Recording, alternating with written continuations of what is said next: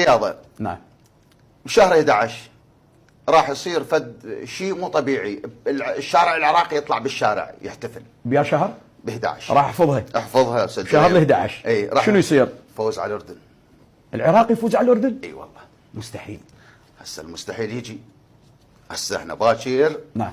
راح تجي الايام فما واقفه هسه، يعني اليوم 3 يعني معقوله ما يجي شهر 11؟ لا راح يجي شهر 11. لا راح يجي شهر 11. اي الشعب العراقي يفرح فرحه لا صايره ولا دايره، يطلع بالشارع. حلو. هاي واحده. وراها يروح لكاس العالم وانا مسؤول عن كلامي. العراق اذا ما وصل كاس العالم عمي انا هذا حكي كله غلط بمشيئه الله. نعم. اني ارجع النقطه اساسيه بس ما اقدر احكي. اكو حدث غريب راح يصير بالعراق برايك؟ يعني التاسع احتمال مظاهرات بس بسيطه. بسيطه بين التاسع والعاشر. هاي واحده. نعم. ليش بالتاسع والعاشر؟ هو هذا الشهر نحس. نحس التاسع والعاشر نحس فيه نحوسيه، يعني عادي مظاهرات بس تنتهي. اكو نبأ عظيم للعراقيين يفرحون شويه بيه غير الرياضه.